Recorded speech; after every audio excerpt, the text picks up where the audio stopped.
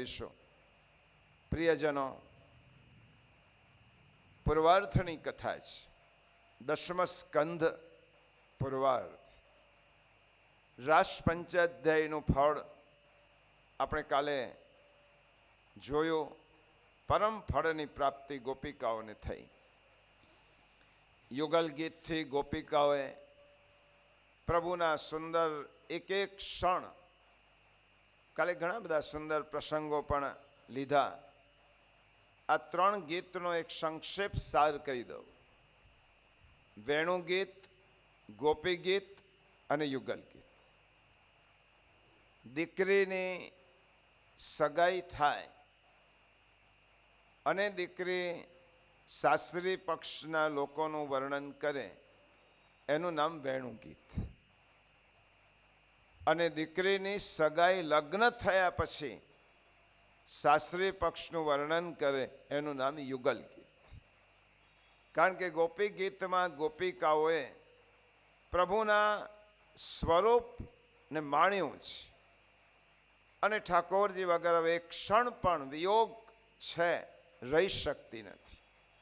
એ યુગલ ગીતનો સુંદર વિષય. સમયના અભાવે આપણે તેને માત્ર દર્શન કરીને આગળ વધ્યા. ઠાકોરજી હવે મથુરામાં પધાર્યા છે. વ્રજની લીલા પ્રભુની પૂર્ણ થઈ.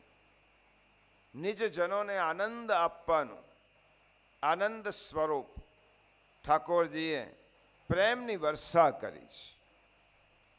વ્રજવાસીઓ પર પ્રેમથી એટલા ભીંજવી નાખ્યા છે પ્રભુએ. એ વ્રજની લીલા પૂર્ણ કર્યા પછી ઠાકોરજીનો આ બીજી ભૂમિકા એ મથુરાધીશ તરીકે. ઉગ્રસેનને ગાદી ઉપર બેસાડ્યા છે. પ્રભુ રાજા નથી થયા, પણ રાજા પણ પ્રભુને માનતા હતા. એટલે માટે પ્રભુ મથુરાધિપતિ છે, મથુરાના અધિપતિ છે. અધિપતિ ઉગ્રસેન છે, કંસના પિતા છે. પરંતુ ઉગ્રસેન રાજા પણ શ્રી ઠાકોરજીના ઈચ્છા વગર કંઈ જ ન કરતા હતા. એટલે મથુરાના અધિપતિ ઠાકોરજી થયા છે. મથુરાના અધિપતિ પ્રભુ થયા. મથુરા નગરીમાં તો ઠાકોરજીને ઐશ્વર્યની શું ખોટ હોય. રોજ 56 ભોગની સામગ્રી ધરવામાં આવે છે. અનેક સેવકો આસપાસ ફરતા હોય છે. જેનો રાજા પ્રભુના ઈશારા પર ચાલે, એ ઉગ્રસેન રાજા પ્રભુનો ભક્ત છે. પ્રભુને શેની ખોટ હોય. પરંતુ એક રોજ ઠાકોરજીનો એવો નિયમ હતો કે સાયંકાલ થાય, ગૌરજનો સમય થાય, ગાયોને વનમાંથી આવવાનો સમય. અને એ સમયે પ્રભુને બધું જ સ્મરણ થાય. વ્રજની ભૂમિ, વ્રજની ગાયો, ગોપિકાઓ, ગોપસખાઓ, યશોદા મૈયા, નંદ બાવા, કદમનું વૃક્ષ, કાલિંદી મૈયા, આ બધાનું સ્મરણ થાય. અને સ્મરણ થતાં પ્રભુ કેટલીક વાર પોતે ભક્તનો વિયોગ કરે અને વિપ્રયોગમાં પ્રભુ ડૂબી જાય. વિરહાગ્નિમાં પ્રભુ મથુરાના મહેલની અગાસીમાં બેસી અને વ્રજ તરફની દ્રષ્ટિ રાખી અને પ્રભુ મનોમન વ્રજભૂમિનું સ્મરણ કરે. અને રોજનો આ નિયમ. અને સુખદેવજી પરીક્ષિત રાજાને ઉદ્ધવાગમનનો પ્રસંગ કહેતા કહે છે, રાજન, વૃષ્ણિનામ પ્રવરો મંત્રી કૃષ્ણસ્ય દયિતઃ સખા શિષ્યો બૃહસ્પતે સાક્ષાત ઉદ્ધવો બુદ્ધિસત્તમઃ. ઉદ્ધવજી કોણ હતા? વૃષ્ણિનામ પ્રવરો મંત્રી. ઉદ્ધવજી નો ઠાકોરજી સાથે શક પણ નહોતો, પરંતુ ઉદ્ધવજીનો ઠાકોરજીનો સાથેનો સ્નેહ હતો. એટલા માટે સુખદેવજી કહે છે વૃષ્ણિનામ પ્રવરો મંત્રી. તમે ઉદ્ધવજીનું મહત્વ પહેલાં સમજી લો, કારણ કે શ્રીમદ ભાગવતમાં ઠાકોરજીના બે સખા છે. બંને સખાની વાત આજે આવવાની છે. એક ઉદ્ધવ છે અને બીજા સખા છે સુદામાજી. આ બંને શ્રીમદ ભાગવતના સખાઓ છે. શ્રીમદ ભગવદ્ ગીતામાં અર્જુનના સખા છે અર્જુનજી. રામાયણમાં પ્રભુના સખા છે સુગ્રીવ. અને આ ઉદ્ધવજી એ આનંદનું સ્વરૂપ છે. ઉદ્ધવજીના અધિદૈવિક સ્વરૂપને પહેલાં સમજી લઈએ. શ્રી મહાપ્રભુજી કહે છે ઉદ્ધવ એટલે આનંદનું સ્વરૂપ. અને નિરોધ લક્ષણ ગ્રંથમાં આચાર્ય ચરણે આજ્ઞા કરી છે ઉદ્ધવા ગમને જાત ઉત્સવ શો મહાન યથા વૃંદાવને ગોકુલે વા તથા મે મનસી ક્વચિત. ઉદ્ધવા ગમને જાત. ઉદ્ધવ ઉત્સવનું સ્વરૂપ છે. આપણે ત્યાં ઠાકોરજીનો ઉત્સવ હોય અને કોઈ પરમ ભગવદીય જ્યારે આપણી ઘેર પધારે ત્યારે સમજી લેવાનું કે ઠાકોરજીએ પોતાના સખા ઉદ્ધવજીને મોકલ્યા છે આનંદ આપવા માટે. ઉદ્ધવ એટલે ઉત્સવનું સ્વરૂપ, આનંદનું સ્વરૂપ. પ્રવરો મંત્રી છે અને કૃષ્ણસ્ય દૈત સખા અને ઠાકોરજીના અંતરંગ મિત્ર છે. અને શિષ્યો બૃહસ્પતે જ્ઞાનના પ્રકાંડ પંડિત છે. બૃહસ્પતિના શિષ્ય છે અને બુદ્ધિસત્તમ છે, બુદ્ધિમાનોમાં વરિષ્ઠ છે. એવા ઉદ્ધવજી મથુરામાં ઠાકોરજી પોતાની કોઈ પણ અંતરંગ વાત ઉદ્ધવજીને કહેતા. આટલો ઉદ્ધવજી પ્રત્યેનો પ્રભુનો સ્નેહ, સખ્ય ભાવ. ઉદ્ધવાગમનનો પ્રસંગ શા માટે સુખદેવજીએ કહ્યો છે? શ્રીમદ ભાગવતનો પૂર્વાર્ધનો છેલ્લો અને બહુ મહત્વનો પ્રસંગ ઉદ્ધવાગમન. એટલા માટે કે ઉદ્ધવ જ્ઞાનના પ્રકાંડ પંડિત છે. પુષ્ટિ ભક્તિનો એમને પરિચય નથી. જ્ઞાનના પ્રકાંડ પંડિત છે, પણ કોઈ ઠાકોરજીને આટલો બધો પ્રેમ કરી શકે એવી તેમની કલ્પના બહારની વસ્તુ છે. પ્રેમનો તેમને પરિચય નથી અને જ્ઞાનની અગાધતા છે. આ ઉદ્ધવજીનું સ્વરૂપ છે.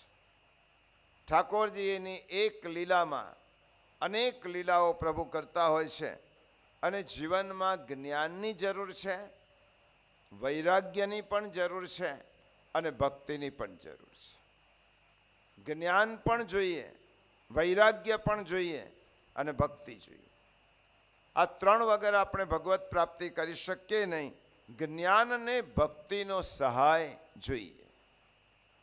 જ્ઞાનરૂપે પુષ્પ ને સતત જો ભક્તિના જલનું સિંચન કરીએ તો જ તે પુષ્પ હંમેશા ખીલેલું રહે. એટલા માટે ઉદ્ધવજીને પ્રભુ યુક્તિપૂર્વક ગોપિકાઓ પાસે મોકલે છે.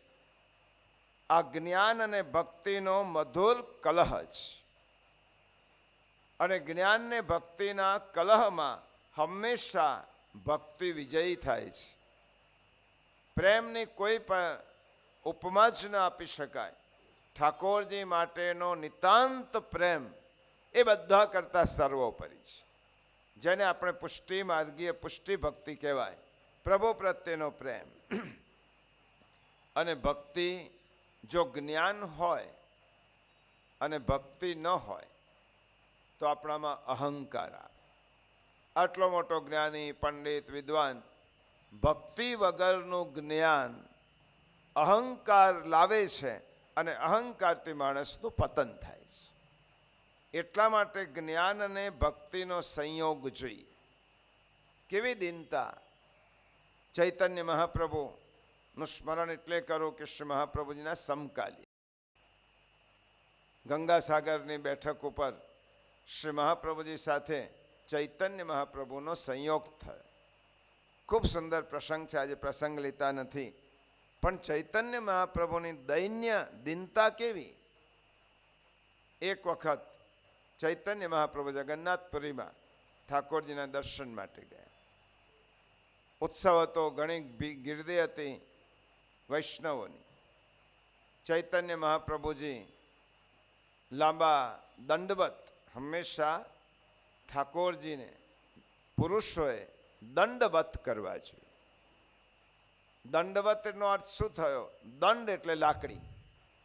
લાકડી જેવી રીતે જમીન પર પડેલી હોય એવી રીતે પુરુષોએ તો હંમેશા ઠાકોરજીને દંડવત, દમલાજીની જેમ.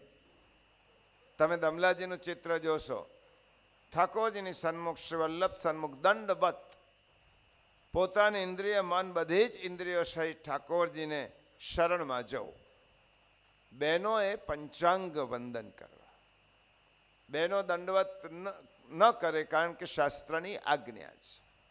એના બે અંગ ભૂમિ માતાને ન અડાડાય, એટલા માટે પંચાંગ દંડવત બહેનો કરે.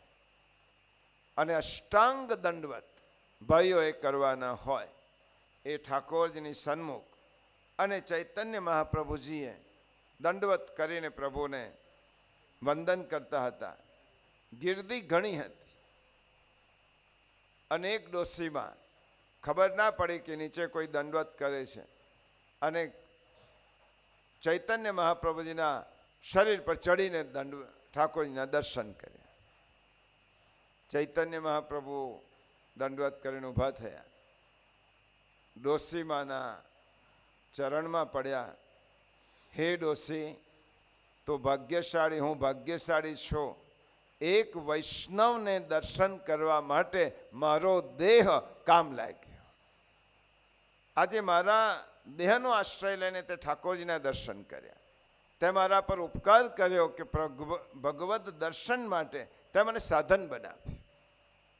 આ દીનતા શેનાથી આવે? ભક્તિથી આવે. ભક્તિ વગર દૈન્ય આવે નહીં. અને શ્રી મહાપ્રભુજી કહે છે, દાસ્ય ભક્તિ એ દીનતા લાવે. એટલા માટે આપણે દાસ ધર્મથી ઠાકોરજીની સેવા કરીએ છીએ. પછી ક્રમશઃ જ્યારે અવસ્થા વધતી જાય ત્યારે માધુર્ય ભાવ છે, શક્ય ભાવ છે, માધુર્ય ભાવ છે, અને પછી અંતિમ અવસ્થા તો ગોપીની આવે.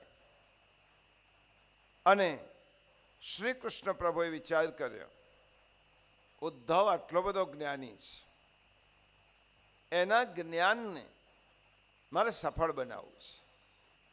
જ્ઞાનના વૃક્ષો ઉપર ભક્તિના ફળ ઉગવા જોઈએ. ભક્તિના ફળ જો ન ઉગે જ્ઞાનના વૃક્ષ પર, તો એ જ્ઞાન એ ફળ વગરનું છે. ઠાકોરજી બધાનું હિત વિચારે છે. મારા ઉદ્ધવને જ્ઞાન સફળ કરવા માટે મારે તેને વ્રજમાં મોકલવો છે. મનમાં નક્કી કર્યું. આ બાજુ મથુરામાં સાયંકાલે ઠાકોરજી અટારી પર બિરાજમાન થાય. વ્રજ તરફ દ્રષ્ટિ કરતા કરતા ઠાકોરજીને વ્રજની એટલી બધી સુધિ થાય અને એ સ્મરણ તીવ્ર કક્ષાએ પહોંચે. પોતાના નંદ બાબાને, યશોદા મૈયાને, ગોપિકાઓને, રાધેજીને, સ્વામિનીજીનું સ્મરણ કરતા કરતા પ્રભુ ક્યારેક તેમના આંખોમાંથી અશ્રુ પ્રવાહ આવે. રોજનો ક્રમ. આખો દિવસ તો મથુરાના વહીવટમાં જતો રહે, પણ સાયંકાલનો સમય પ્રભુ વ્રજની સુધી કરે. એક દિવસ પ્રભુ એ બિરાજમાન છે, મથુરાધિપતિ, અને ઉદ્ધવજી આવ્યા. ઉદ્ધવજી આવીને જુએ છે પ્રભુનો શ્રીઅંગ, મુખારવિંદ જુએ છે. આંખો ભીંજાયેલી છે. આંખોમાંથી અશ્રુ પ્રવાહ વયો હોય તેવું લાગે છે. અને ઉદ્ધવજી આવ્યા એટલે પ્રભુએ પોતાના પ્રેમને છુપાવવા માટે આંખો લૂછી પણ ઉદાસી અને ચહેરા ઉપર જે વિયોગ થયો હતો તે દેખાતો હતો. ઉદ્ધવજીએ પૂછ્યું, પ્રભુ,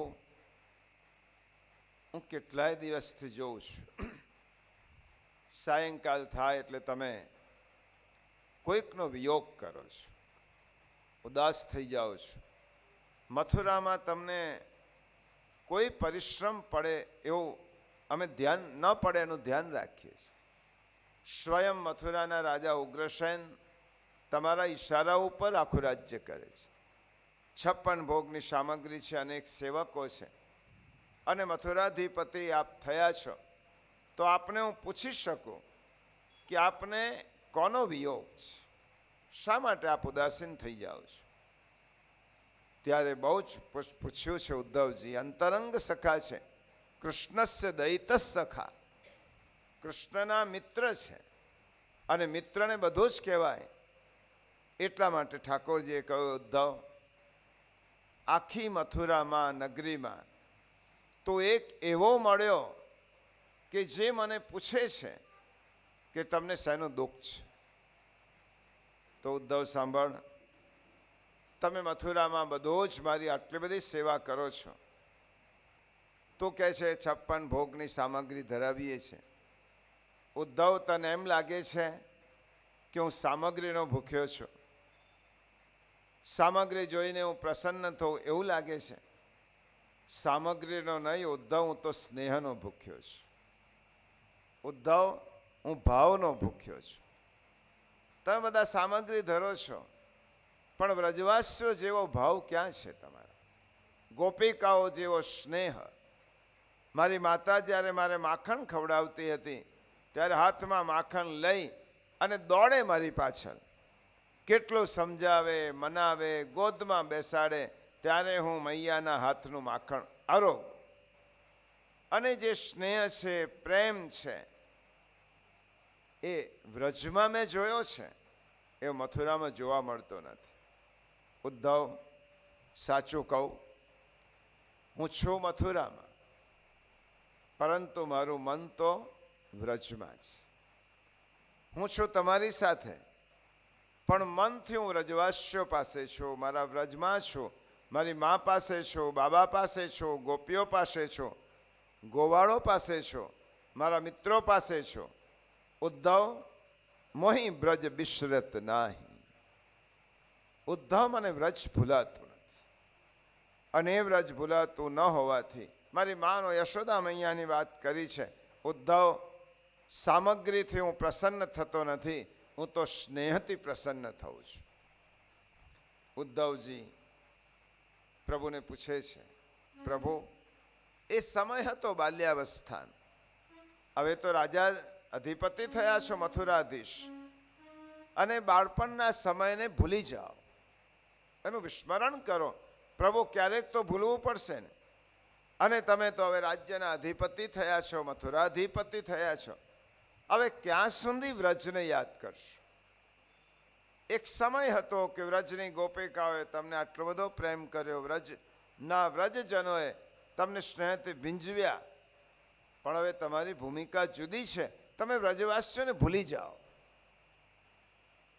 ઉદ્ધવજી કહે છે, હા, ઠાકોરજી કહે છે, ઉદ્ધવ, હું વ્રજને કેવી રીતે ભૂલું? વ્રજને ભૂલવું મારા માટે અશક્ય નહીં, અસંભવ છે. કારણ કે વ્રજ ભૂલાતું નથી, મોહી બ્રજ બિશ્રત નાહી. અને બીજું, ઉદ્ધવ, પ્રેમનો એ સ્વભાવ છે.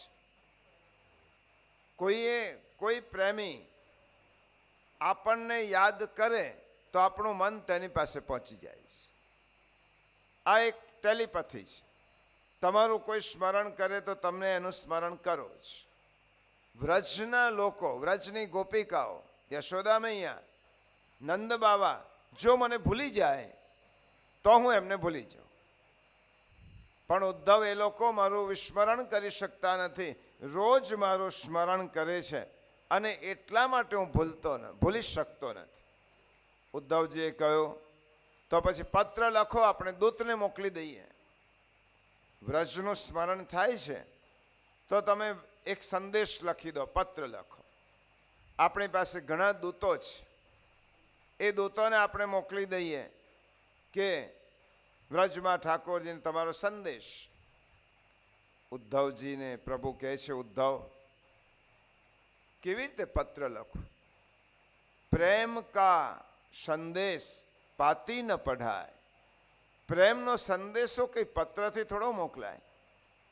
અને બીજો તો કહે છે એ પ્રમાણે મેં પત્ર લખવાનો પ્રયત્ન કર્યો, પણ જ્યારે જ્યારે હું યશોદા મૈયાનું નામ લખું ત્યારે ત્યારે મારી આંખો અશ્રુથી ઉભરાય.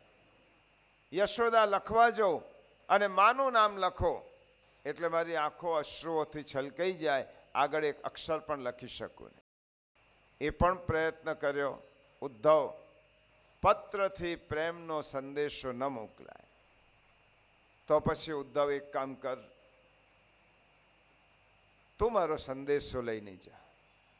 તું મારો અંતરંગ મિત્ર છે, સખા છે. શિક્ષાપત્રમાં આ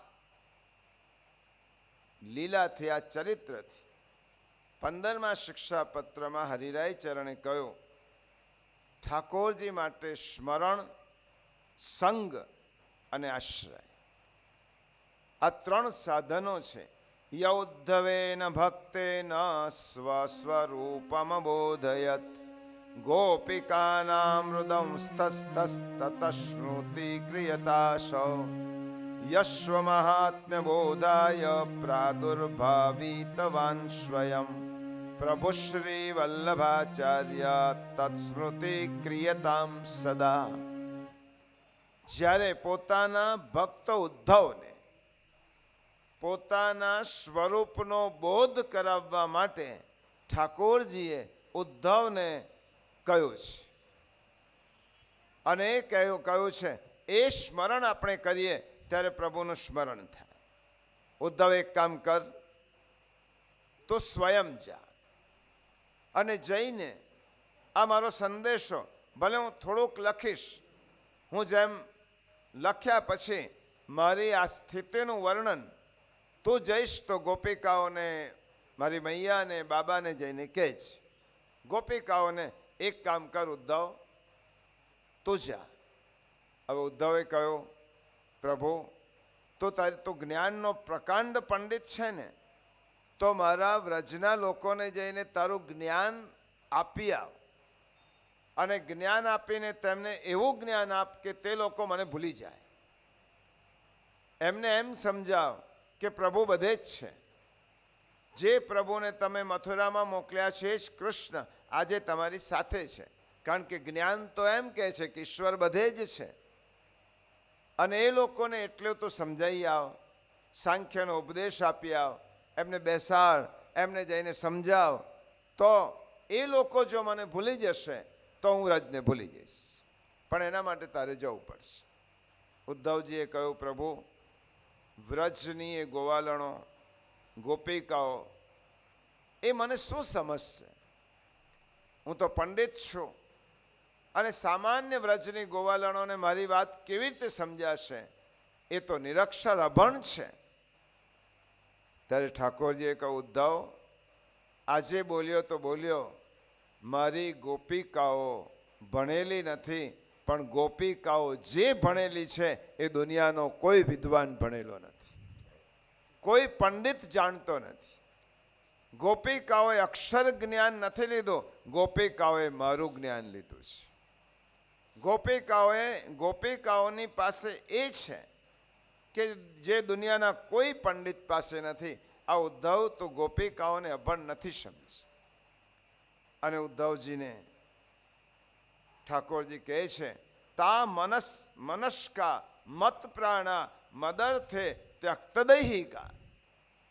આ ગોપિકાઓ તો મને જ મનમાં રાખીને, એમનું મન મારી પાસે છે, મારા માટે જ પ્રાણ ધારણ કરીને બેઠી છે. અને મદર્થે ત્યક્તદૈહિકા, મારા માટે દેહનો ત્યાગ પણ કરવાની તેમની તૈયારી છે. એ ઉદ્ધવ, ગોપીઓ તો પ્રેમની ધ્વજા છે. અને પ્રભુએ બહુ કહ્યું, હવે ભગવદ આજ્ઞાનું ઉલ્લંઘન ન થાય.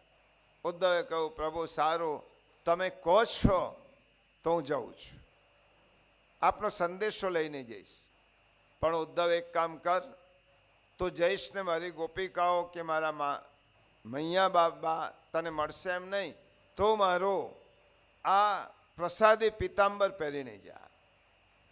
કોઈ પરપુરુષને ગોપીઓ આંખો નહીં આપે. પ્રસાદી પિતાંબર પહેરીને જા અને વૈજયંતી માલા આપું છું. એ મારી પ્રતીતિ કરાવશે અને ગોપિકાઓને લાગશે કે અમારા પ્રાણ પ્રિય પ્રભુનો કોઈ અંતરંગ સખા છે અને તારી સાથે વાત કરશે. એમને એમ જઈશ તો ગોપીઓ તારી સાથે વાત નહીં કરે. પ્રસાદી પિતાંબર ધારણ કરાવ્યું છે, વૈજયંતી માલા પહેરાવી છે અને કૃષ્ણનો સંદેશો લઈ અને ઉદ્ધવજી વ્રજમાં આવ્યા. વ્રજમાં જવા તૈયાર થયા છે. મથુરાધિપતિનો આજ્ઞા છે અને આ બાજુ મથુરાથી ગોકુલ ઉદ્ધવજી નીકળ્યા છે. વ્રજમાં રોજ વ્રજવાસીઓનો નિયમ, સાયંકાલ સવાર થાય એટલે રોજ કૃષ્ણની પ્રતીક્ષા કરે. લાલાએ કહ્યું છે ને કે હું આવીશ, આજે આવશે, કાલે આવશે, પરમ દિવસે. સવાર થાય એટલે આશાનું કિરણ ફૂટે. સાંજ સુધી ઠાકોરજીની પ્રતીક્ષા કરે. સૂર્યનું છેલ્લું કિરણ દેખાય ત્યાં સુધી મથુરાનો રસ્તો જુએ. કનૈયો આવશે, કનૈયો આવશે. દિવસો ગયા, ના આવે તો ઉદાસ થઈને સૂઈ જાય. પ્રભુના વિરહમાં વ્રજ ઉજ્જળ બન્યું છે. આજે વ્રજના કદંબના વૃક્ષો, કાલિંદીનો કિનારો, ગોપ સખાઓ, ગોપિકાઓ, એવા બધા વ્રજની સ્થિતિ, વૃક્ષો સૌ સુન શાન, જાણે શરીરમાંથી પ્રાણ જતા રહ્યા હોય અને શરીર જેવું જડવત બની જાય એવી રીતે આજે વ્રજ કૃષ્ણ વગર એવું બન્યું છે. રોજ ગોપ સખાઓનો નિયમ, ગૌચારણ માટે જાય, ગાયો ચારવા જાય અને ગોપ સખાઓ ગોકુલની પાદર પર બેસી મથુરા તરફ દ્રષ્ટિ નાખીને બેસે. આજે અમારે કનૈયા આએગા, આજે આએગા, કનુઆ આજે આએગા, આજ આએગા, એમ રોજ પ્રતીક્ષા કરે. ગોચારણ સુધી બેસી રહે. સાંજે આવે અને તેની ઘરમાં જઈ અને પોતાની માને કે આજે કનૈયો ના આવ્યો, આવતીકાલે આવશે. આશા છોડતા નથી. યશોદા મૈયાનો નિયમ, રોજ નંદાલયમાં જાય અને છાપરા ઉપર કાગડો હોય, એ કાગડાને સંબોધીને કહે, હે કાગ, મેં એવું સાંભળ્યું છે કે જે ઘરની અટારી ઉપર તું કા કા કરે છે ત્યાં કોઈ મહેમાન આવે છે. આજે તો બોલીશ, એક દિવસ એવો કૌવા તું મને આપ કે તું બોલે અને તારા બોલ્યા પછી જો મારો કનૈયો નંદાલયમાં આવે તો સૌને ચોંચ મડાવું. કૌવા તેરી સૌને ચોંચ મડાવ. સોનાથી તારી ચાંચ મડાવી દો. કોઈ મને આવીને એમ કહેશે કે આજે કનૈયો આવે છે, કૃષ્ણ આવે છે, તો એને હું જીવનભર એની દાસી થઈ જઈશ. કોઈ કેટલાય સમાચાર આપશે કે કૃષ્ણ આવે છે. યશોદા મૈયાનો રોજનો નિયમ. માખણ તૈયાર કરે, આજે કનૈયો આવશે. માખણ સિદ્ધ કરીને મૂકે કનૈયાને ભોગ ધરવા માટે. ના આવે ત્યારે માખણ આપી દે. આવી રીતે નંદ બાબાની આ દશા હતી. ગાયોને ચરાવવા જાય અને રોજ ગાયોની સ્થિતિ જુએ નંદ બાબા ખીરકમાં. આ મારી ગંગી ગાય, હૃષ્ટ પુષ્ટ હાથીના બચ્ચા જેવી ગાયો આજે દુબળી પાતળી થઈ ગઈ છે કનૈયાના વિરહમાં. નંદ બાબા શોક વ્યક્ત કરે છે અને આ બાજુ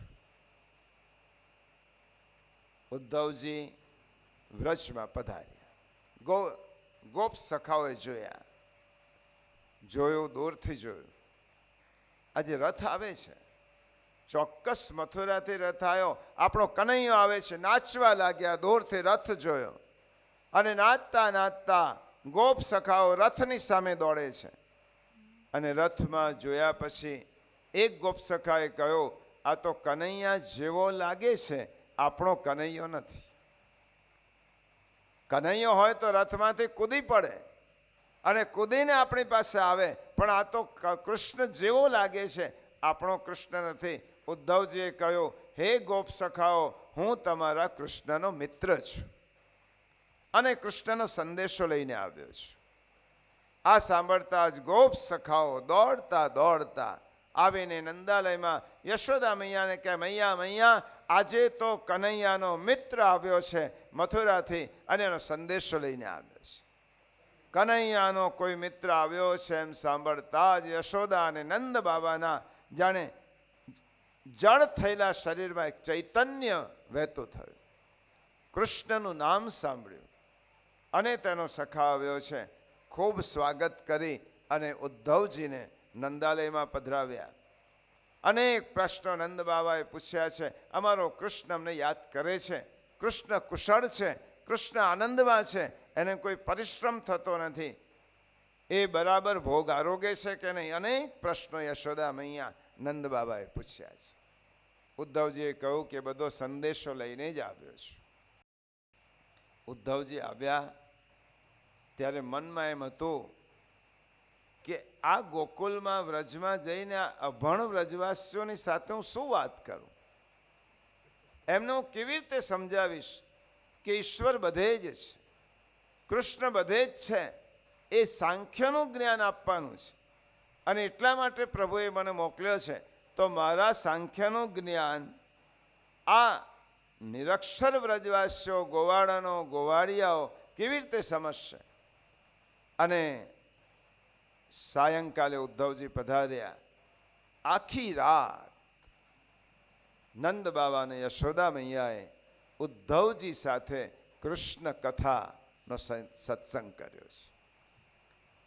નંદ બાબા એમ કહે છે, ઉદ્ધવ, તું કનૈયાનો સંદેશો લઈને આવ્યો છે, પરંતુ કનૈયો તો હું જ્યારે વનમાં જાઉં ત્યારે હું જ્યારે બોલાવું ત્યારે કદંબના વૃક્ષ પર એ મને દર્શન આપે છે. એ મને કોઈક વાર કુશળ સમાચાર પૂછે, બાબા હું તમારી સાથે આવું છું.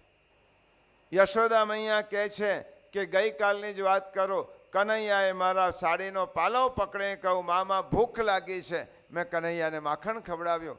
આખી રાત જ્યારે આ વૃદ્ધ દંપતીની વાત સાંભળી ત્યારે ઉદ્ધવને લાગ્યું, આ લોકો તો કનૈયાને પારણામાં જુએ છે, નંદાલયમાં જુએ છે, વનમાં જુએ છે.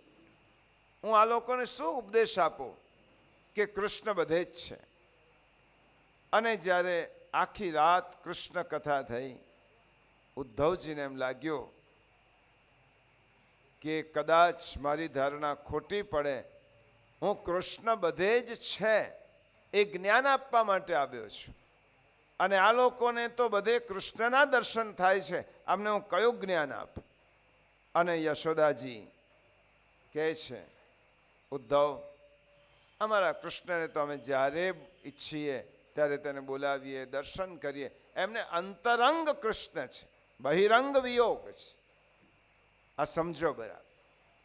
ઠાકોરજી બહારથી નથી પધારતા, પણ મનમાં પ્રભુ બિરાજમાન છે. એટલે જ્યારે જ્યારે મનથી પ્રભુ વિચાર, નંદ બાબા વિચાર કરે ત્યારે કૃષ્ણે સ્વરૂપ લઈ અને નંદ બાબા પાસે આવે.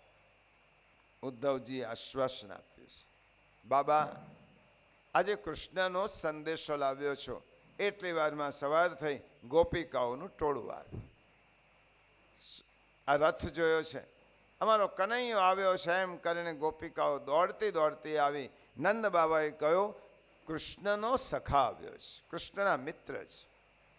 અને ગોપિકાઓએ જ્યારે પ્રભુના મિત્ર એમ સાંભળ્યું, ઉદ્ધવના આગમનથી વ્રજમાં ઉત્સવ થયો છે. કારણ કે કૃષ્ણની વાત કરનાર કોઈક તો આવ્યો. જે કૃષ્ણનો સખા છે એ આવ્યા છે, એટલા માટે વ્રજમાં ઉત્સવ થયો. ઉદ્ધવાગમને જાત ઉત્સવ સુમહાન યથા. ઉદ્ધવનું આગમન થયું છે અને ઉત્સવ રૂપે ઉદ્ધવે આપીને ગોપિકાઓ કહે છે, અમે હે ઉદ્ધવ, અમે અમારા કનૈયાની, નંદકુમારની, શ્યામ સુંદરની વ્રજ સ્થળીઓના દર્શન કર્યા છે.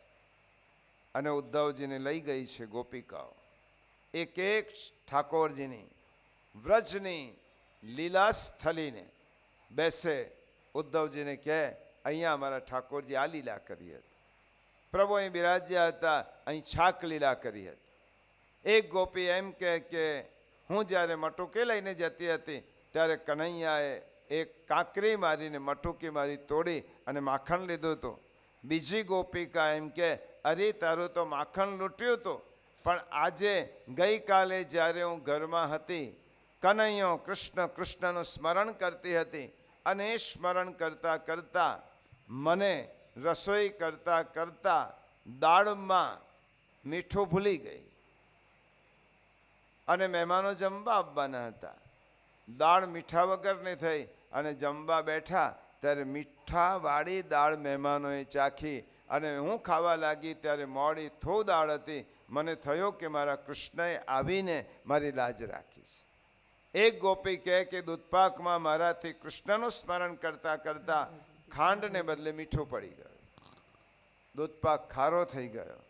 મહેમાનો જમવા બેઠા અને મારા શું વખાણ કરે છે, વખાણ કરે છે. અને જ્યારે હું જમવા બેઠી ત્યારે દૂધપાક ખારો ઉશ લાગ્યો. મને એમ લાગ્યું કે મારા કનૈયાએ આ ખારા દૂધપાકને મધુર બનાવી દીધું. આ કૃષ્ણએ અમારી લાજ રાખી છે. એક ગોપી એમ કહેવા લાગી ઉદ્ધવજીને વચ્ચે બેસાડીને, ગઈકાલે હું યમુનાજીમાં જલ ભરવા ગઈ અને ત્યારે એ માટલું ઉચકવાવાળું, ઉચકાવનાર કોઈ નહોતું. મને મનોમન કૃષ્ણનું સ્મરણ થયું. મેં વિચાર્યું કે કૃષ્ણને સાદ પાડો અને જ્યાં કૃષ્ણને બોલાવવા ગઈ ત્યાં કનૈયો હાજર થઈ. અરે ગોપી શું કામ છે? અને મારા માથે આ બેડું ચડાવ્યું. આ બધું સાંભળતા સાંભળતા ઉદ્ધવને થયું, જે ગોપિકાઓને નિરંતર એક ક્ષણના પણ વિયોગ વગર જેને નિરંતર કૃષ્ણનું સ્મરણ થતું હોય એને કયો સાંખ્યનું જ્ઞાન આપે? હું કેવી રીતે સમજાવું કે પ્રભુ બધે જ છે? હું તો માત્ર સાંખ્ય ગોખીને આવેલો છું, વિદ્વાન છું, પરંતુ આ ગોપિકાઓ તો તેનો અનુભવ કરે છે.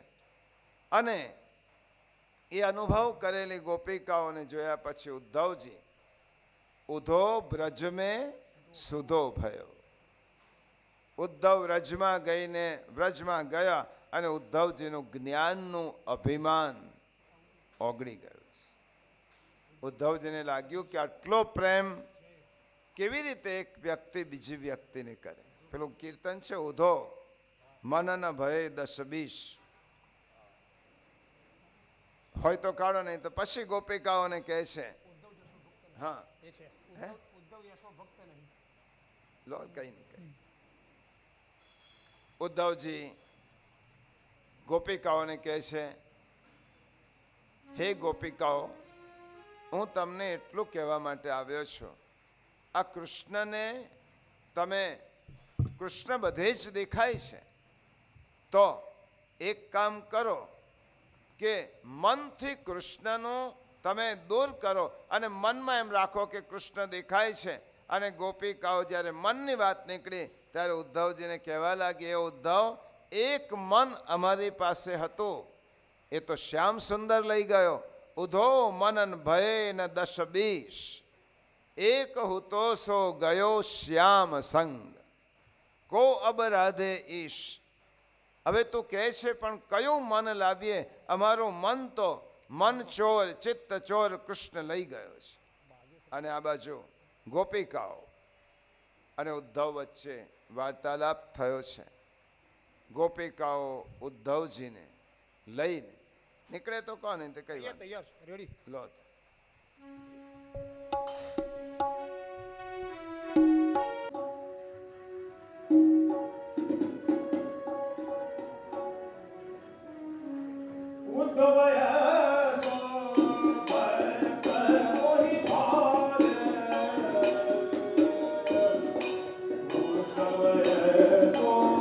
ભક્ત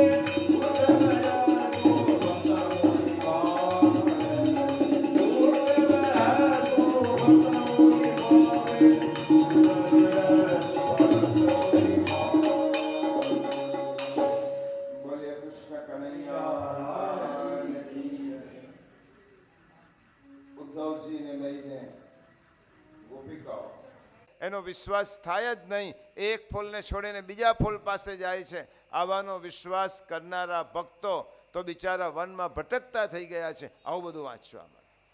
પ્રેમની ભાષા કેવી છે? વાંકી છે.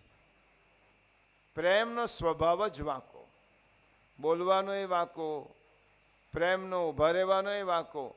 પ્રેમમાં આ જે રાધિકાજીને કહેવું છે એ પરમત ભાષામાં છે. ગોપિકાઓનો વિરહ અન્ય ગીતોમાં છે, પણ ભગવાનનો વિરહ ભ્રમર ગીતમાં છે. ભગવાન જ્યારે ભક્ત માટે વિયોગ કરે એ ભ્રમર ગીતમાં છે.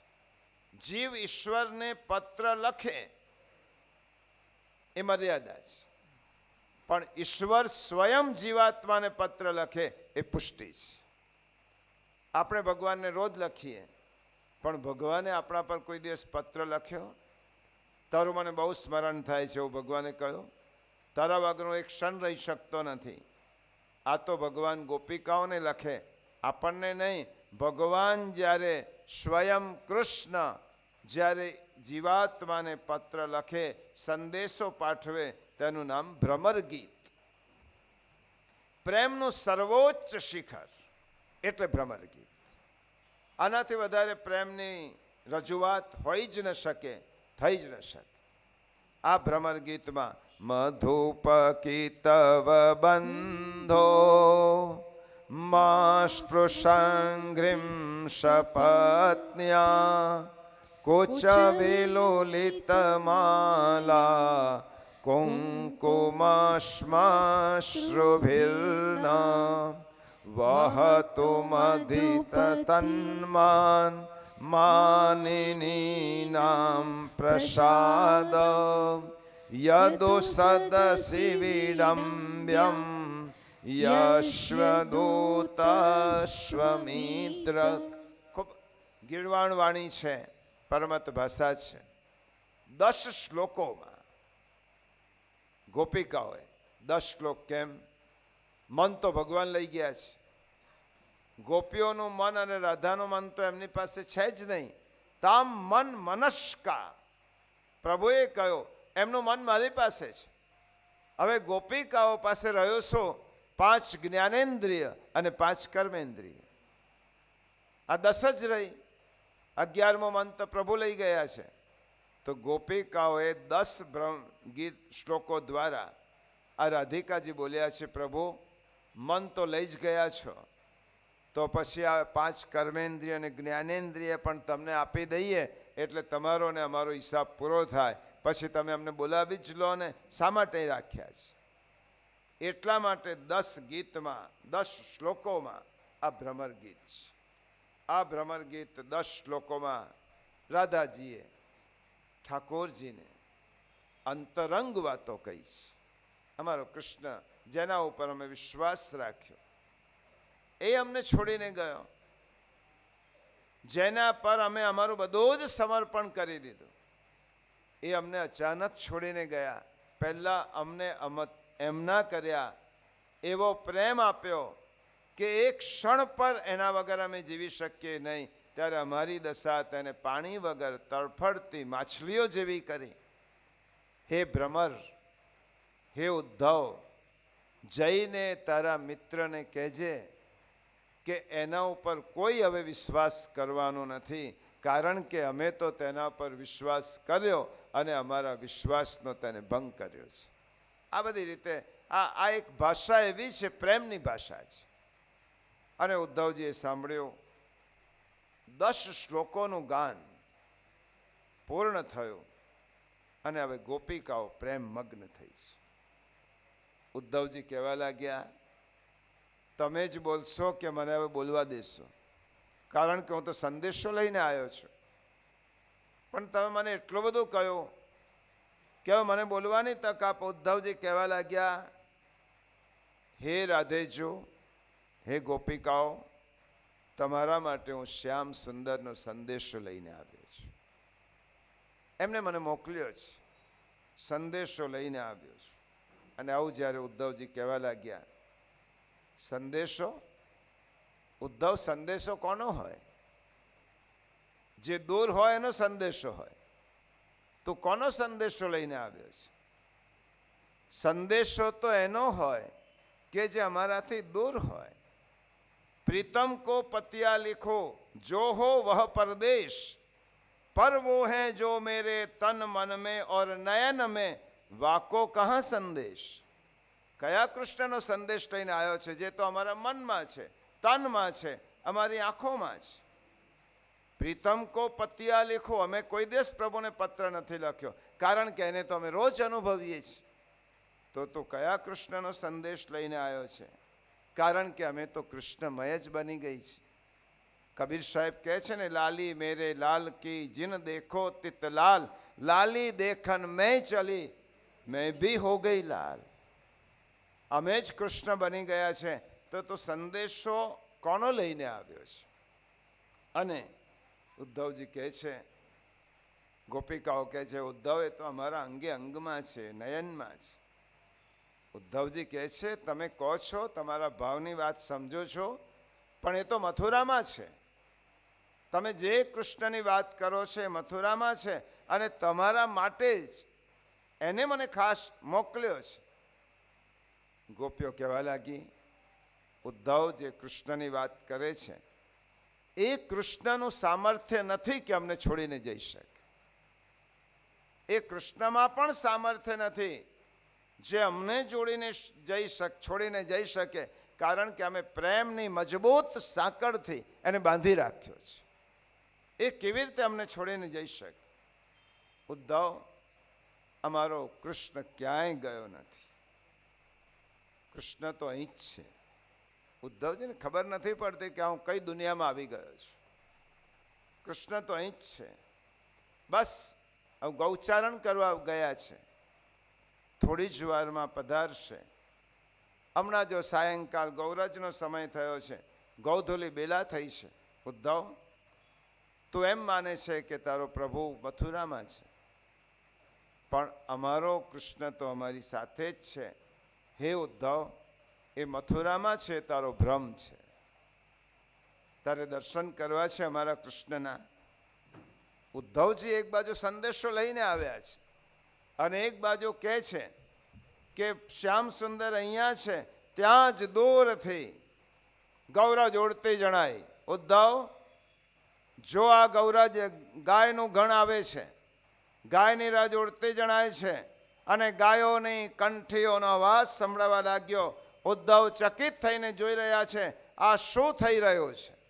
અને ત્યાં જ નાની ગાયો, પાછળ ગોવાળ અને મધ્યમાં શ્રીહસ્ત પર કાળી કમળિયા, હાથમાં બંશી અને લકોટી લઈને હિયો હિયો હિયો કરી અને કૃષ્ણ ભગવાનના દર્શન ઉદ્ધવજીએ વ્રજમાં કર્યા. ગાયના ગણમાં ઉદ્ધવજી જ્યારે ઠાકોરજીના દર્શન કરે છે, ઉદ્ધવજી આશ્ચર્યચકિત, મૂર્છા પામે. કયો કૃષ્ણ સાચો? એ કૃષ્ણ કે જેનો સંદેશો લઈને આવ્યો છે. અને આ ગોપિકાઓએ તો મને કૃષ્ણના દર્શન અહીં કરાવ્યા. તો કયો કૃષ્ણ સાચો? ઉદ્ધવજી ગોપિકાઓની પ્રેમ લક્ષણા ભક્તિની સરિતાના કિનારે ઉદ્ધવ જ્ઞાનરૂપી ઘાટ ઉપર બેઠા હતા, પણ ગોપિકાઓની ભગવદ વાર્તા એવી ચલાવી કે ભક્તિ સરિતામાં પૂર આવ્યું અને ઘાટ ઉપર બેઠેલા ઉદ્ધવજી સુધી એ જલ પહોંચ્યું અને ઉદ્ધવજી તે જલમાં તણાવા લાગ્યા. ભક્તિરૂપી સરિતામાં ઉદ્ધવજી તણાય છે અને એની જ્ઞાનની નૌકા ભક્તિની સરિતામાં ડૂબી ગઈ. ઉદ્ધવજી વિચાર કરે છે, હું શું જ્ઞાન આપું? ગોપિકાઓ સાથે ચર્ચા કરી ઉદ્ધવજીની ભ્રમણા દૂર થઈ. ઉદ્ધવજી વિચારે છે, આ પ્રેમ દીવાની ગોપિકાઓને ઉપદેશ આપવા હું આવ્યો છું. એમને એટલું સમજાવવા આવ્યો છું કે કૃષ્ણ બધે જ છે. આ ગોપિકાઓને હું કેવી રીતે સમજાવું? એમને જ્ઞાનની શું જરૂર છે? એમને તો જ્યાં ત્યાં બધે જ, જ્યાં જ્યાં નજર મારી ફરે યાદી ભરી ત્યાં આપની, જ્યાં જ્યાં ચમન જ્યાં જ્યાં ગુલો ત્યાં ત્યાં નિશાની આપની. જ્યાં બધે જ કૃષ્ણ દેખાય છે. એ ગોપીનું કઈ સમજાવું, કેવી રીતે સમજાવું? કૃષ્ણ બધે જ છે. ઉદ્ધવજીએ કહ્યું, હે ગોપિકાઓ, તમારા સ્વરૂપને ઓળખી શકતો નથી, પરંતુ વાસ્તવિક ભૂમિ પર આવીને કહું, હું પ્રભુનો મંત્રી છું, શ્યામનો સંદેશો લઈને આવ્યો છું. અને એ કાગળ કાઢ્યો ઉદ્ધવજી. ખિસ્સામાંથી પ્રભુના શ્રી હસ્તે લખાયેલા પત્રને ઉદ્ધવજીએ ગોપિકાઓને આપ્યો. આ તમારા શ્યામ સુંદરનો સંદેશો છે. ગોપિકાઓએ એ પત્રને પોતાના નેત્ર પર લગાડ્યો, મસ્તક પર લગાડ્યો, હૃદય પર લગાડ્યો. ધન્ય ભાગ્ય અમારા પ્રિયતમનો સંદેશ છે.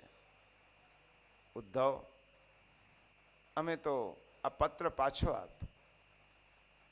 આમાં શું લખ્યું છે અમને કેવી રીતે ખબર પડે? તો અમે તો ગામની ગમાર ગોપિકાઓ છીએ, અમે ક્યાં ભણવા ગઈ છે? અને ઉદ્ધવજીને પાછું આશ્ચર્ય થયો. આ શબ્દો મથુરાની અટારી પર બોલ્યો હતો ઠાકોરજી સામે. આ વાક્ય અહીં ક્યાંથી આવી ગયું? ગોપિકાઓનું અને કૃષ્ણનું મન એક છે. જે કૃષ્ણને કહું છું તે ગોપીઓ સાંભળે છે, અને જે ગોપીને કહું છું એ કૃષ્ણ સાંભળે છે. કારણ કે દો વપો એક પ્રાણ. શરીર જુદા છે રાધિકાજી ને કૃષ્ણનું, બે શરીર છે પણ પ્રાણ એક છે. પાછા આપ્યા છે. અને ઉદ્ધવજી કહે છે, ઉદ્ધવ વાંચી સંભળાવો. અને પ્રભુએ પ્રભુનો સંદેશો ઉદ્ધવજી વાંચે છે. પ્રભુએ લખ્યું છે 4 વાક્યો. એનું વિશ્લેષણ તો આચાર્ય ચરણે ખૂબ સુંદર કર્યું છે. સમય થોડો વધારે થયો છે કારણ કે આ લીલા જેવી છે, અને શ્રીમદ ભાગવતની આ એવી માધુર્યપૂર્ણ લીલા છે કે જેનામાં સમયની મર્યાદામાં આપણે કોઈ લીલાનું અવગાહન કરીએ તો સમય જતો જાય છે ને લીલા અધૂરી જ રહેવાની છે. કાયમ કૃષ્ણની લીલા તો તમે વર્ષો સુધી સાંભળો તો પણ અધૂરી છે. કારણ કે હરિ અનંત, હરિકથા અનંતા. હરિકથાનો અંત જ નથી.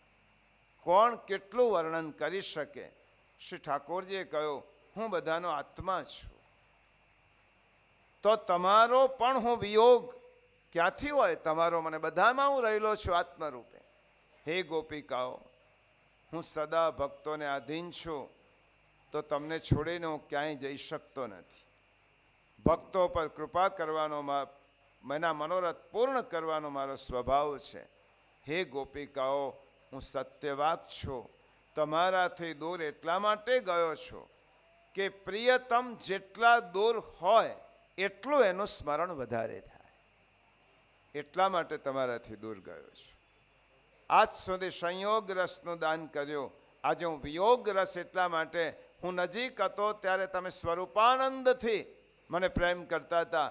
હવે હું દૂર છું તો મારા નામાત્મક સ્વરૂપથી મને પ્રેમ કરો. હે ગોપીઓ, હું તમારો ઋણી છું. તમારો ઋણ ક્યારેય ઉતારી શકું નહીં.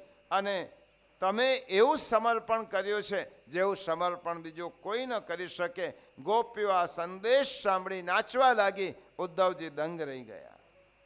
અને તે જ સમયે રાધિકાજી અને ઉદ્ધવજીની ચરણ રજ જો આવ્યા હતા ગુરુ થવા, ચરણ રજ ગોપિકાઓની લીધી. સ્વામિનીજીની ચરણના સ્પર્શ કરી તેની રજ લીધી અને પોતાના મસ્તક પર પધરાવી. વંદે નંદ વ્રજસ્ત્રીણામ પાદરેણુમ ભિક્ષણશ યાસામ હરિ કથોદ્ગીતમ પુનાતિ ભવનત્ર. હે ગોપિકાઓ, હે રાધિકાજી, આપના ચરણની રજ હું મારા મસ્તક પર પધરાવું છું. આવ્યો તો ગુરુ બનવા, પણ શિષ્ય બનીને જવું છું. અભિમાનથી આવ્યો તો અને દિનતાથી પાછો જઉં છું. ઉદ્ધવજી સ્વામિનીજી પાસે જઈને કહે છે, હે સ્વામિનીજી, ઠાકોરજીએ તમારો અંગત સંદેશ મને આપ્યો છે. એ અંગત સંદેશમાં ઠાકોરજી એ સ્વામિનીજીને લખ્યું. પત્ર ખોલ્યો. પત્રમાં હજી પણ ઠાકોરજીના અશ્રુબિંદુઓની છાપ હતી. સ્વામિનીજીએ પત્ર લીધો છે. હમ કૌન કિયો અપરાધ તિહાર. ઠાકોરજી લખે છે, हे स्वामिनी जी जो, हे राधा जो, हम कौन कियो अपराध तियारो, हमें छोड़ दियो व्रजमंडल ते, नहीं भत वियोग सयोजो तिहारो, ब्रजलाल सबई लकोटी कमली, मोरली न बिश्री जात हमार. प्रभु कही रहा है, कुंजेश्वरी, हे वृषभान दुलारी, हे वृषभान सुता, मैं एवो तो कयो तमारो अपराध कर्यो કે તમે મને વ્રજની બહાર મોકલી દીધો. તમારો એક ક્ષણનો પણ વિયોગ મને સહન થતો નથી અને તમારાથી હું બહુ જ એકલો પડી ગયો છું. આ સાંભળતાની સાથે જ રાધાજી અને સખ્યો ધ્રુષ્કે ધ્રુષ્કે રુદન કરવામાં. આ વિપ્રયોગનું રુદન છે. અને શ્રી મહાપ્રભુજીએ કહ્યું, જેવું રુદન, જેવો વિયોગ, જેવી રીતે રાધિકાજીને થયો, સ્વામિનીજીને થયો. નિરોધ લક્ષણનો પહેલો શ્લોક યાદ કરો. યચ્ચ દુઃખમ યશોદાયામ નંદાદીનાંચ ગોકુલે ગોપિકાનામ તુ યદ દુઃખમ તદ દુઃખમ શ્યાત્મમક્વચિત. એક અશ્રુબિંદુ પણ ઠાકોરજીના વિયોગમાં આપણને પડે છે આંખમાંથી તો આપણો પ્રેમ સાચો. ઉદ્ધવજી ને રાધિકાજી કહેવા લાગ્યા, હે ઉદ્ધવ, તો જ કહે શ્યામ સુંદરને કાઢવાની વ્રજમાંથી અમારું શું સામર્થ્ય છે? અમે તો શ્યામ સુંદરના પ્રેમ સરોવરની માછલીઓ છીએ, એના વિના અમારું જીવન શક્ય નથી. એમ કરીને સ્વામિનીજી કહેવા લાગ્યા, ઉદ્ધવજી મહિનાઓ સુધી વ્રજમાં રહ્યા. આવ્યા હતા થોડાક દિવસ માટે, 6 મહિના સુધી ઉદ્ધવજી વ્રજમાં રહ્યા. એક એક ઠાકોરજીની લીલાઓ સાંભળતા સાંભળતા ઉદ્ધવજી તન્મય બની જાય છે. જ્ઞાનની પરિસીમા ધરાવતા ઉદ્ધવને ભક્તિથી તરબોળ કરવા માટે ઠાકોરજીએ ગોપિકાઓ પાસે મોકલ્યા છે. જ્ઞાનનો ભંડાર છે, ભક્તિનો સ્પર્શ નથી. ઉદ્ધવજી આવ્યા, ગોપિકાઓની ઠાકોરજીને મનોમન પ્રાર્થના કરવા લાગ્યા, પ્રભુ કદાચ તમે મને મથુરામાં, ગોકુલમાં, વ્રજમાં ન મોકલતા તો જીવનભર હું ગોપિકાઓની પ્રેમ લક્ષણા ભક્તિનો અનુભવ ન કરી શકતો. આજે ગોપિકાઓના દર્શન કર્યા પછી મને એમ લાગે છે, પ્રભુ આશા મહો ચરણ રેણુ જુષામ મહમ સ્યાત વૃંદાવને કિમપી ગુલ્મલતૌષધીનામ યા દુસ્ત્યજમ સ્વજન માર્ય પથંચ હિત્વા ભેજુર્મુકુંદ પદભિમ સ્મૃતિભિર વિમૃગ્યા. પ્રભુ એટલી કૃપા કરજો, મને હવે બીજો જન્મ મળે તો વ્રજમાં આપજો, વ્રજમાં લતા પતા રૂપે આપજો. મારે વ્રજમાં વૃક્ષ નથી થવું, મારે વ્રજમાં મોટા નથી થવું, મારે તો વ્રજની લતા પતા રૂપે થવું છે. કારણ કે આ ગોપિકાઓની ચરણ રજ મારા મસ્તક પર પધરાવો. એટલા માટે પ્રભુ એ આપજો. અને ઉદ્ધવજી કહે, ગોપીઓને નમસ્કાર કરવા જેટલી મારી યોગ્યતા નથી, ગોપીઓના ચરણમાં પડવા જેટલી પણ મારી યોગ્યતા નથી. હું તો ગોપિકાઓની ચરણ રજને મારા મસ્તક પર ચડાવું છું. ગોપિકાઓની આજ્ઞા લઈ ઉદ્ધવ આવ્યા છે, મથુરા જવા તૈયાર થયા છે.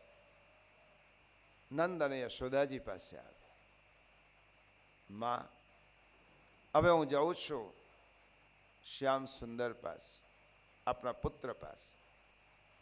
કોઈક સંદેશો કેવડાવવો હોય તો કહેજો. નંદ બાવા ઉદ્ધવજીને જે 2 શ્લોક કહે છે એ પ્રિયજનો આ શ્રીમદ ભાગવતનો સાર છે. આના પછીની કથા તો ઉપસંહારાત્મક છે. આ 2 શ્લોક નંદ બાવા ઠાકોરજીને ઉલ્લેખીને ઉદ્ધવજીને કહે છે. એ શ્રીમદ ભાગવત કથા, આખી શ્રીમદ ભાગવત કથાનો આ સાર આ 2 શ્લોકોમાં છે.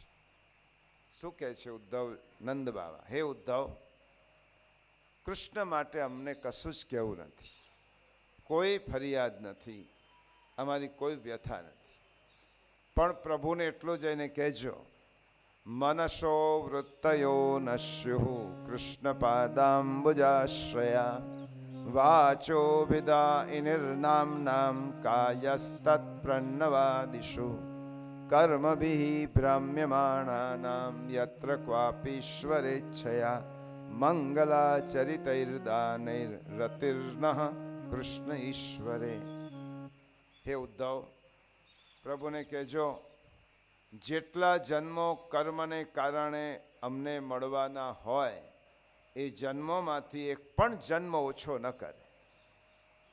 કર્મના કારણે જન્મ મળે તો ઓછો ન કરે, પણ એટલી કૃપા કરે કે જ્યાં જન્મ મળે ત્યાં કૃષ્ણ, કોઈ વૈષ્ણવના ઘરમાં જન્મ મળે, કોઈ ભગવદીયના ઘરમાં જન્મ મળે, જેથી અમે કૃષ્ણનું શ્રવણ, સ્મરણ અને સેવા કરી શકીએ.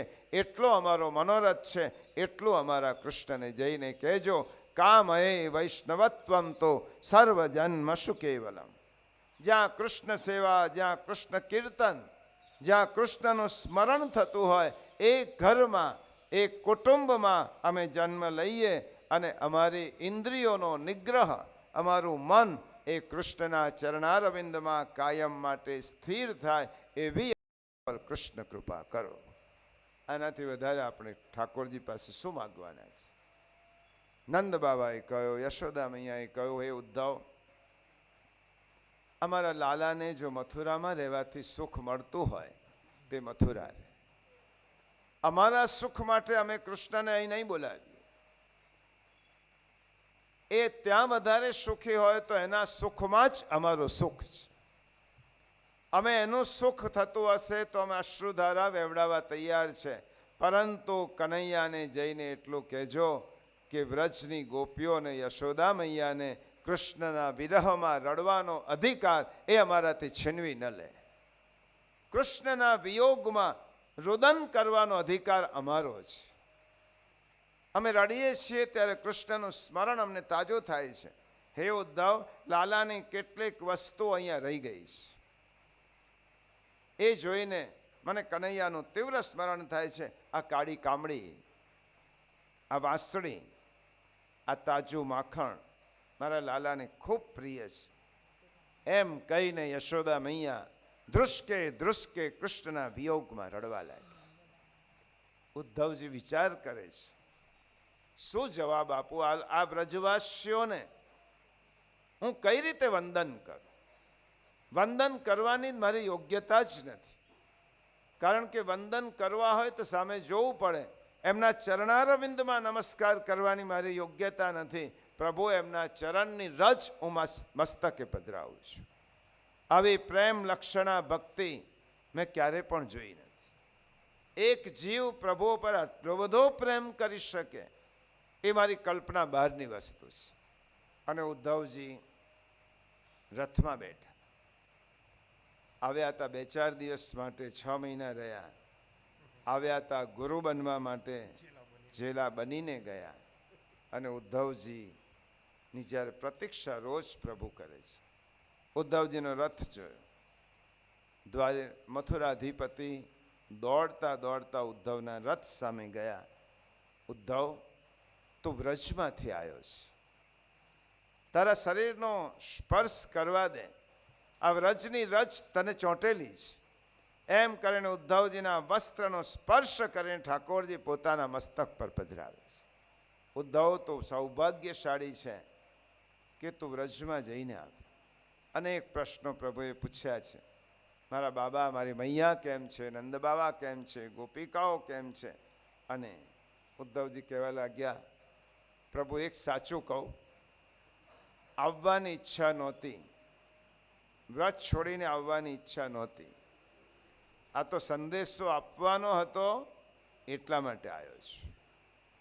બાકી વ્રજમાંથી આવવાની ઈચ્છા નહોતી. પણ પ્રભુ, એક ભ્રમ ભાગી ગયો છે. મારો એક ભ્રમ તૂટી ગયો. પ્રભુ કે કયો ભ્રમ? ઠાકોરજી ઉદ્ધવજી કહેવા લાગ્યા, પ્રભુ, આજ સુધી એમ માનતો હતો કે આપ દયાના સાગર છો, કરુણાના સાગર છો. વ્રજમાંથી જઈને આવ્યા પછી એવું લાગે છે, પ્રભુ, આપના જેવું નિષ્ઠુર બીજું કોણ હશે કે જે વ્રજની ભૂમિને છોડી શક્યા? આ મારો ભ્રમ ભાગી ગયો. ઉદ્ધવ તો એમ માને છે કે હું મથુરામાં છું અને વ્રજમાં નથી. અને ઉદ્ધવજીના મુખથી આ સાંભળ્યું. ઠાકોરજી કે ઉદ્ધવ આંખો બંધ કર. અને જે દર્શન ગોપિકાઓએ કરાવ્યો હતો એ દર્શન ઠાકોરજી ઉદ્ધવજીને કરાયો. એ ગૌધુલી બેલા છે, ગાયોનો ગણ આવે છે અને તે વખતે ગાયોના ગણમાં કાળી કામડી લટુ લાકડી લઈ અને ઠાકોરજીના દર્શન જ્યારે ઉદ્ધવજીએ વ્રજમાં કર્યા, ઉદ્ધવજી આંખો ચોડવા લાગ્યા. ઠાકોરજી કહેવા લાગ્યા, હે ઉદ્ધવ, હું વ્રજ છોડીને તો ક્યાંય જઈ શકતો જ નથી. વ્રજ તજ અનતન જાઉં, વ્રજ છોડીને બીજે જઈ શકતો જ નથી. ઉદ્ધવને દર્શન કરાવ્યા છે. પ્રેમ લક્ષણા ભક્તિનું આ મધુર ગીત છે. પ્રિયજનો, અહીંયા જ શ્રીમદ ભાગવતનું ઠાકોરજીની જે લીલા છે પૂર્વાર્ધની, તો અહીંયા આપણે વિરામ આપીએ છીએ. આવો છેલ્લી લીલા હતી અને હવે તો ઉત્તરાર્ધની કેટલીક ઠાકોરજીના ચરિત્ર છે, લીલા છે, એ આપણે ટૂંક સમયમાં જોઈશું. વચ્ચેના ગાળામાં આપણે એક નૃત્યનું પરફોર્મન્સ જોવાનું છે અને તે પછી આપણે ઉત્તરાર્ધ પૂર્ણ થાય પછી આપણે ઔપચારિક વિધિ કરીશું. હજી 6:30-7 સુધીનો આપણો ક્રમ રહેશે. શ્રી ગોવર્ધનનાથ કી જય, શ્રી દ્વારિકાધીશ કી જય.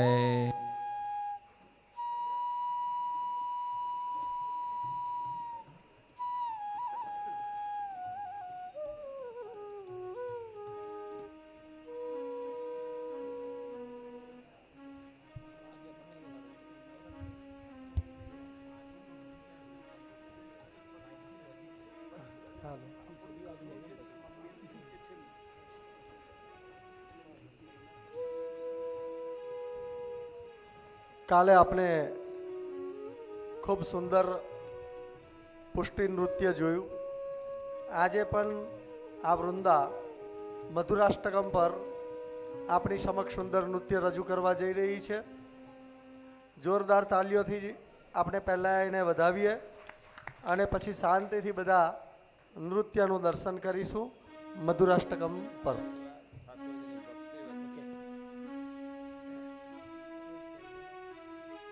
મેં શરૂઆતમાં કહ્યું તો તેમ અહીંયાથી રજૂ થતું કીર્તન હોય, નૃત્ય હોય, ગીત હોય કે કથા હોય, સર્વ કૃષ્ણ ભગવાનના ચરણારવિંદની પ્રીતિ માટે જ છે. એટલે નૃત્ય દ્વારા પણ મધુરાધિપતિને આપણે રીઝવવાનો પ્રયત્ન કરીએ છીએ.